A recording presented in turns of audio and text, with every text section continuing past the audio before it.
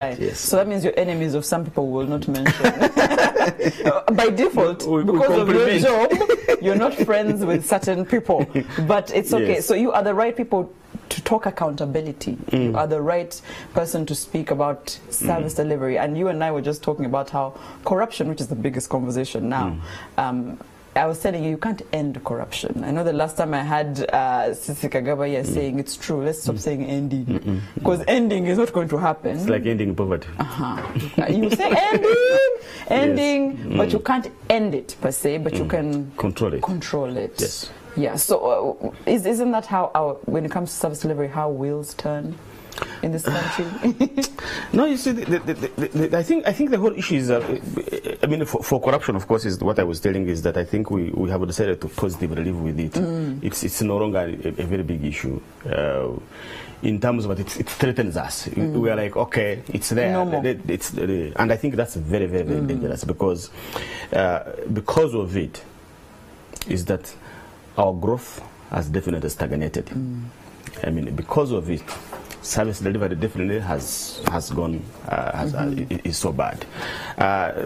Because of it, so many things have gone wrong. So when we look at even the new initiatives that are coming up, then you are like, okay, but I think this one is also actually challenging the current efforts in place, at least to control the corruption that is taking place in our country. So for me is just from that particular perspective that where we are as a nation, we are not doing very well in terms of fighting corruption.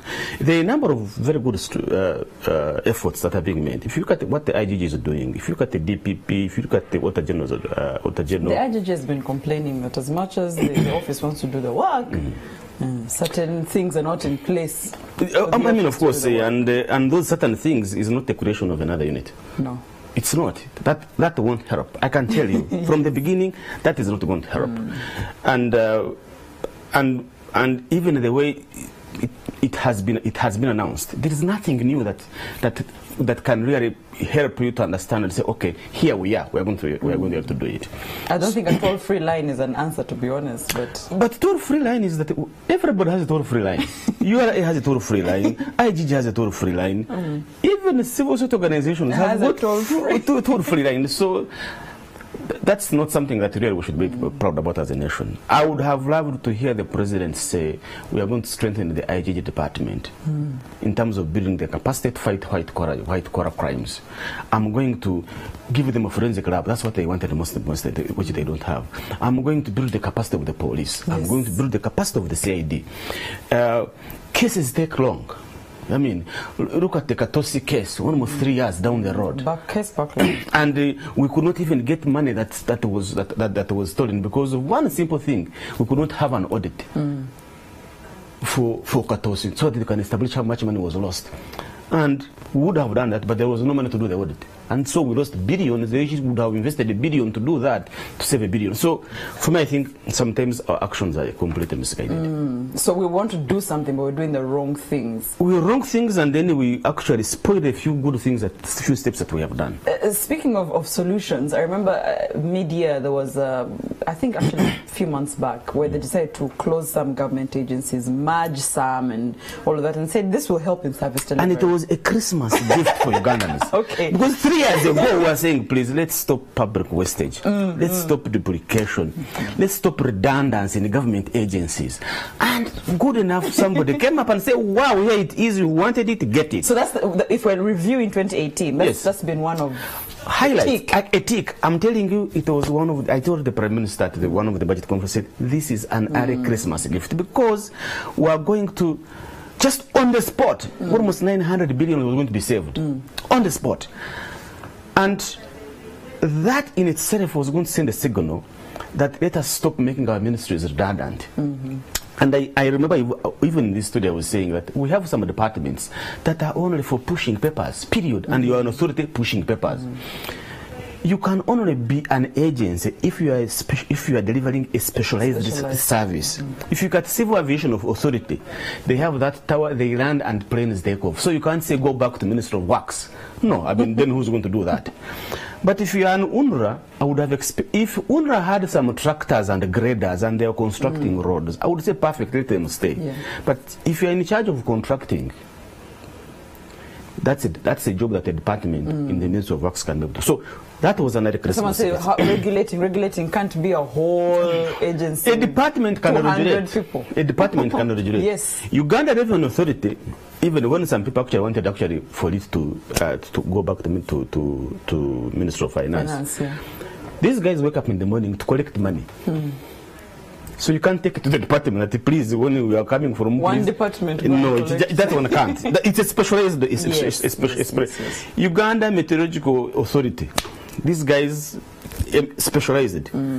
But Uganda Export Promotion Board, Uganda Investment Authority, Uganda Zonal Authority. I mean, all these guys, you are like, I know someone saying registrations. Someone said you can't, one department can't register all of us. Uganda Registration Services. And you're like, what are we doing? Uganda Tourism Board, Uganda, maybe World Service Authority, but I would have merged World Service, Tourism, and the Catering Institute in Jinja. Everyone, one. And the services will be, I mean, if you have a one-point center where all the services are being done, you are improving efficiency.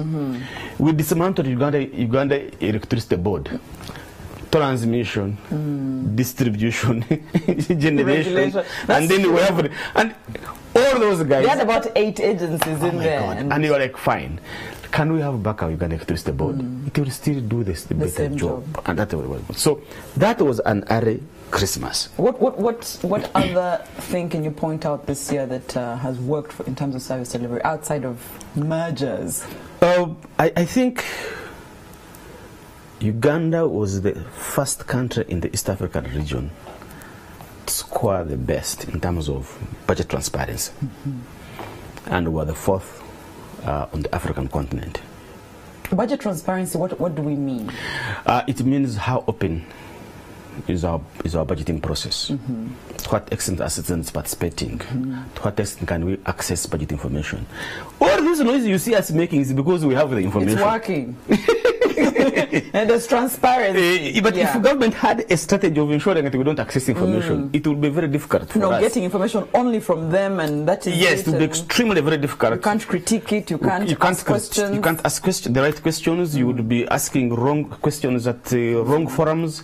But that has also put us at a level that as a country we should also be proud of. That yes, I can go on the website, access budget information from the website anywhere I want.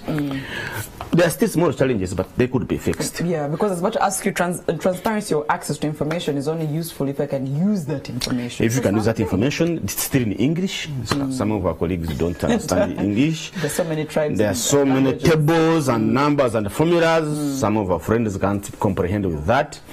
But we recently launched the Citizens Guide, which I think was also a very good move on part of government, people to be able to understand briefly where money is coming from, where money is going to be spent.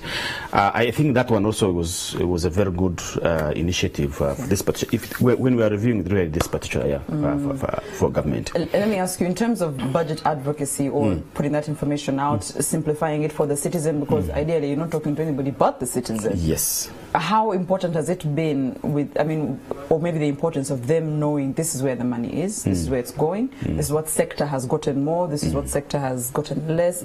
How important has it been for the man on the ground? This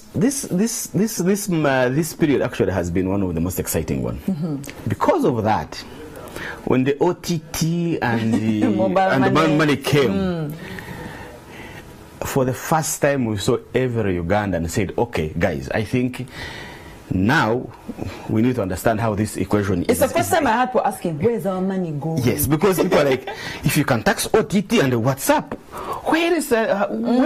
where do you put all the other money? Because they say want money for hospitals, but they say you're collecting more, all other monies, where do they put them? For the first time people are now getting interested in understanding, oh, corruption, actually, people are misusing our money, and people are up in arms. And for the first time, government was like, okay, I think we're causing an uproar. So we need to be able to see what we can. So that was exciting for me too. Actually, for me, it was a blessing. I don't think government saw that coming. They didn't see that coming. Yes. And I think there was also an opportunity for citizens of Uganda to tell government, enough is enough. Come on. Before you bring these ridiculous policies, please, we need some kind of consultation. Yes. And I think that's one thing that also we appreciate this particular financial. It came in a bad way, caused distortion, which is the effect is actually still there. But I think it ignited the citizens to say, okay, we need to begin to question the government. I still remember a quote on one of the tweets, and somebody said, CS Bagus tell us about the budget and we say it is their business. I think now, so for me, that one was... it worked. It worked. And I think people kept saying that, okay, if you're taking OTT, I need to demand for medicine in the hospital. Yes. I need to demand that that road is fixed. I need to start demanding that my children are going to a good school. Exactly. So we're demanding for that service. And now we tell people, please, that primary school, please, go and check it, because your money is being taken. Check it and still make sure that the headmasters arrive on time and they are teaching. And I think for me, it's a good move. It is igniting citizens, and we are looking forward for increased participation and activism. And once we do that, I can tell you, that's one of the strategies we can really control corruption in this country. Yes. But outside of corruption, what other blocks have blocked or, challenged service delivery this year? I think one of the things is debt. Most of money is going in debt. Yeah. Was it 10 trillion? This particular year, this particular financial year, it was 2.6 trillion. But it is really getting closer than what we can afford. It's 2 point of something. It's so really when you are spending almost that. We're in big debt, we're paying off bits by bits. Bits by bits. But for an ordinary person to understand is that the total budget for agriculture is 869 billion. But we are paying interest payment of 2.6 trillion. So just look at agriculture and then look at how much we are spending. Our supposed backbone. Yes. So it is telling you that we need to control our debt. And at the same time is that when we are measuring debt in terms of our GDP, what capacity do you have to pay back? We say that we are at 43.3% of our GDP, which means that we are almost hitting the threshold of 50%, because when you reach 50%, you are in a red zone. And as such, is that you find yourself having more of what you are collecting from URA to pay back this debt, and then less money you can have to put in the service delivery. And I think we should all of us get interested in that one. Now, borrowing wouldn't be a problem, but also it's a question of how you utilized your money. Because if you are beginning to find out that you have no capacity to utilize the loans that you have acquired, that becomes also a problem.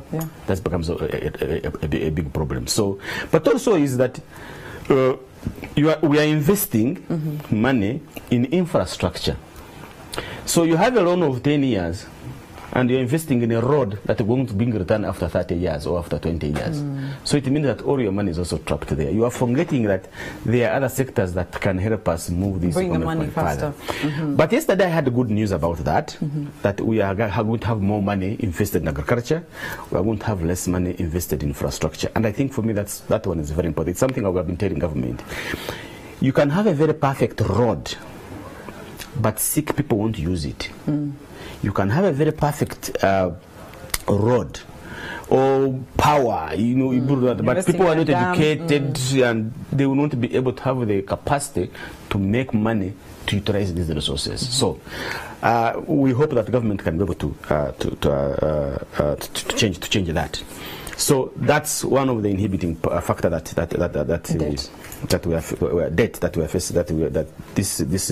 episode we have seen that. The other important element I think we have faced is the way policies are being managed at the parliamentary level. And I think for me that's another area that we need also to look at. You need to have to ensure that all policies, the consultation process is superb. If I say superb, is that let those who are affected be able to be consulted. When you look at the way even the mobile money tax, even though it changed, but towards the end it was conducted because the committee invited more. Only two people were in for the amendment. The rest 12 were not. But the committee still went ahead and said we shall still bind by the two people.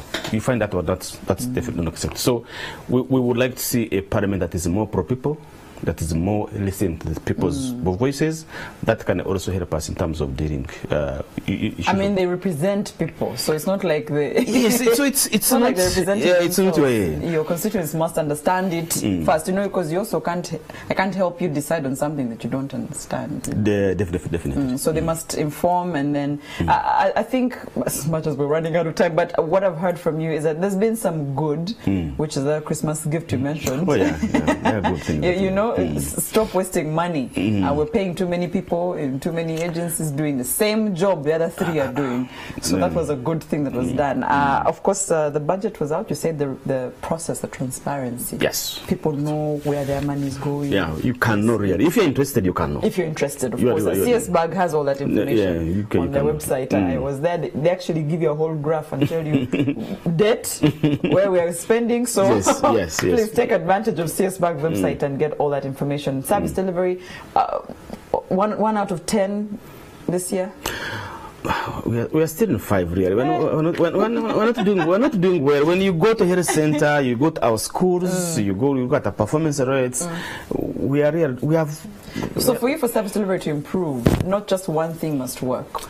It's a chain. It's an entire chain. Good schools, good hospitals, good roads. Yes. Everything must work. Must work really for us. That puts us at 5 still. Thank you so much, Julius Mkonda, the Executive Director of CS Bag, this morning for your time. We're reviewing 2018, more of course in the next days that are coming. That's it for Morning at 10 TV. Good morning.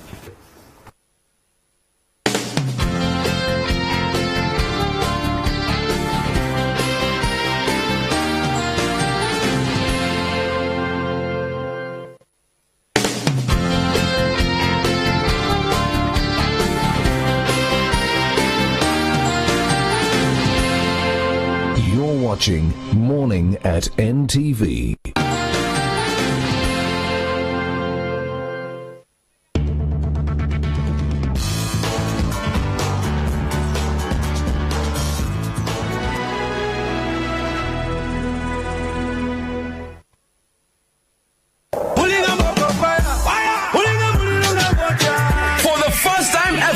Spark TV presents the Spark TV Mega Festival